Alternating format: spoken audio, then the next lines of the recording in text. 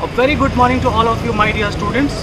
Today we are going to start a very new chapter of physics, which is light. Light is the most interesting thing, I would say, in physics. Okay, around us rather. Okay,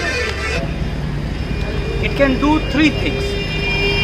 Either it can transmit through it, just like you can see these headlights. There is a lamp inside it, and when the light is coming out from the lamp, there is a glass which is protecting the headlight itself, and that glass is not stopping the light at all. It is allowing the light to pass through it, and it is coming out for us to see. Then there is reflection of light. Just like any polished surface or shiny surface, when light falls on it, just like the mirrors, light reflects back, okay? Or light is absorbed, just like if you can see, let's see this pant, this cloth, okay? If light is falling on it, you cannot see your face on it. I cannot see my face on it. Why? Because light is absorbed. Most of it is absorbed. Little bit is reflected, very little bit, so that we can see it. Otherwise, most of the light is absorbed. So light can either transmit, get absorbed, or bounce back. Okay, these three things can be done with light. Now let's go on a ride and explain and explore rather, what are the different things, interesting things about light which we need to know. And there is really hot outside, so it will be better to explain it inside. Okay, let's go.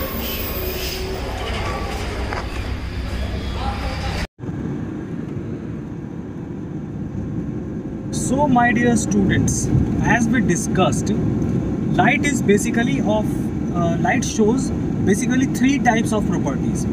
Okay, first one is that it will pass through it, just like you can see there is window, but the light is coming directly inside it. This is called transmission of light. Okay, when the light simply passes and without stopping or without any hindrance, this is called transmission of light. Then there is absorption of light. As you can see, let's say here on in my shirt or in this wheel handle, light is absorbed, okay, which is not reflected and not transmitting, it is absorbed. Neither I can see my face in it. If the light is reflecting just like a mirror, I can see my face, but I am also not able to see my face, neither I am able to see what is behind it. So the light is absorbed in it, okay, in my shirt and in this wheel handle. Then there are mirrors, just like just for example, I'll show you, just like this one is a mirror, okay, and when light is falling on it and it is coming back to us, so that we can see that light which is coming from that bike, and that light is coming from there directly into my eye, coming from there, going to this mirror, and then reflecting and going to my eye. As you can see, that image is that light which is from there is coming from the behind, and it is coming directly to the mirror. Here is the mirror, and then from mirror it is coming to my eye and the camera itself. Okay, so my dear students, when the light is absorbed in something, then it's gone. There is no use of that light, okay, because it's absorbed. It may increase photosensitive things may show some characteristics, like the temperature may be increased or photosynthesis will be done. But for us, for understanding the laws of physics, when the light is gone into something, it is absorbed, then there is not much use of it for us in physics, okay. But when the light is being reflected, then we need to study how it is reflected and what are those how can we use that property, that phenomenon of light, that it is being reflected and we can see what is behind us. This is a miracle, like magic of something, like, okay, if we need to see back, we have to turn around and see. But I am sitting here, simply I am keeping something here and I am able to see, just like it feels like I have eyes on my back of my head, right? So this is interesting and we need to understand it. Then how, what else can be done with it? what are those other things which we can do with it, is it, aren't we? Okay, so for one thing is this. So for that we need to understand the laws of reflection and what is mirror and those things. Okay, then there is one more thing. If the light goes through something else, just like this glass is here and light is passing through it, this is also a very interesting thing. Like suppose I have covered it, no hot air can come inside, I am sitting in air condition and I can simultaneously see what is there. No, without putting anything, without putting any iron thing or wooden thing, I am able to see what is in front of me while typing simultaneously, and it is blocked also. So this is also an interesting thing. Okay, so we will talk about it later. First, let's understand and explore what is reflection. Okay, so reflection, my dear students, is always done best with the help of a mirror. Okay, mirrors are basically of two types. Okay, basically of two types. What are those two types? Those two types are basically a plane mirror, just like the mirror in our dressing tables and our homes, which we see usually is a plane mirror. And then we have a curved mirror. Mirror can be curved or plane, either it could be curved like this, or it would be plane. There is no other way it can be. Okay, so there are two types of mirror. One is a spherical mirror and the other one is plane mirror. Now there are a few terms. Okay, a few terms which we need to understand before we dive deep into the exploration of light. Okay, few terms are there. The ray which is coming from the source of light, just we took the example from back side, the ray which is coming from there. Okay, let me increase it a little bit so that you will be able to see it. Okay, here we go. Yes, let's say here is the mirror. Okay, and a ray of light is coming from behind to this mirror. Okay, so that ray of light, my dear students, is called incident ray. Okay, and incident ray is the ray of light which is coming from the source to the mirror. Okay, that is incident ray. Okay, first light ray. And then once it hits the mirror, it gets reflected. It will get reflected at certain angle. Okay, and then that ray which is reflected after contacting the mirror, once the light reflects, that ray is called reflected ray, because it is being reflected, isn't it?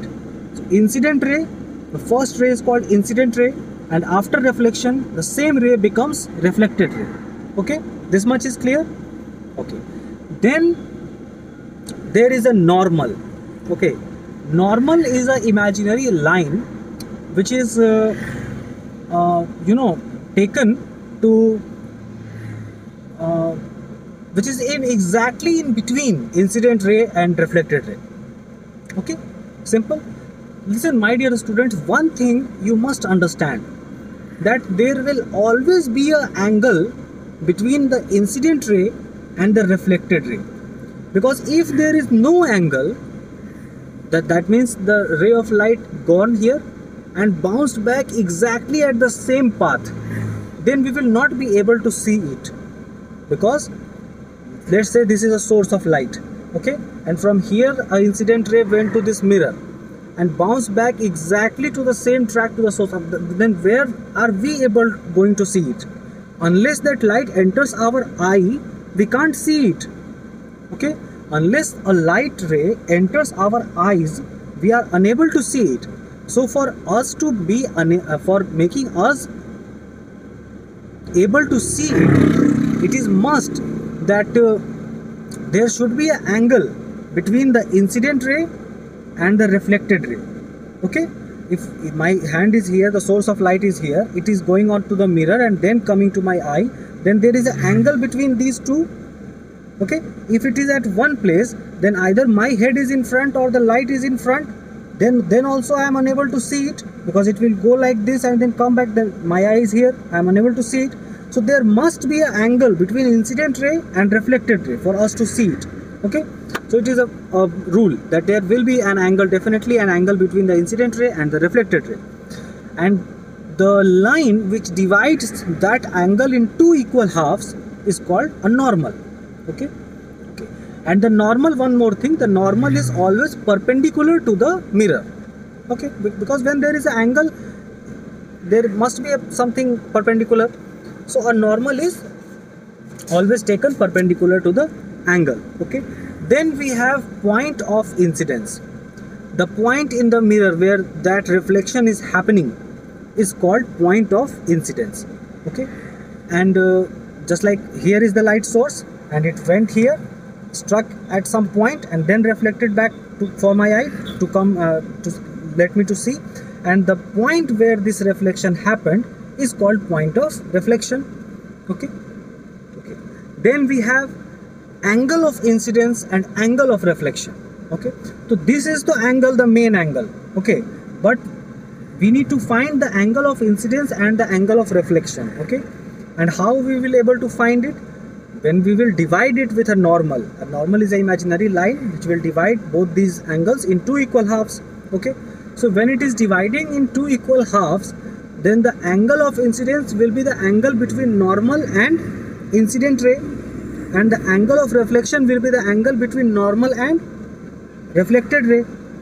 So it has already divided it in two equal halves, so it is very obvious that the angle of incidence and the angle of reflection will be equal, isn't it? Okay, then we have plane of incidence and plane of reflection. Okay, so if we will take a plane mirror, if we will keep a plane mirror here, let's say, okay, and then we have an angle of incidence and an angle of reflection. Okay, we have a normal. So this half from where the incident ray is coming and the normal is there, this one is known as plane of incidence, and this half where the reflected ray is present and normal is present, this one is known as plane of reflection. Okay, so this is the plane containing the and the image, the actual presentation of an object is called an image. Okay, just like whenever we see something in the mirror, okay, there is an image formed in the mirror which we see. What is actually that image? That image is the reflection of the same light. Okay, just like I'll show you here. Now let's see what is an image. We have a mobile phone here, and this is here, and this is the mirror. Okay, this is the mirror, this is the phone. But you can see, let's say I am seeing this, I can see in the mirror this phone. Now what is that? What is this? The phone is here, but what is this? This is the image of the phone. Okay, how is it formed? Light from outside the car is coming on that phone, this phone, and from here it is reflected and gone to this mirror, and from this mirror it is reflected and going to my eye. So whenever some light gets reflected by a mirror, some light coming from an object, let's say the light which is going from this phone to this mirror, and then it is reflected, then it forms an image in the mirror. Okay, let's say that auto is coming from behind and its light is reflected by this mirror and coming to our eyes and the camera. So we are able to see that those bikes and that auto's image which is present in the camera. So this is it, this is image.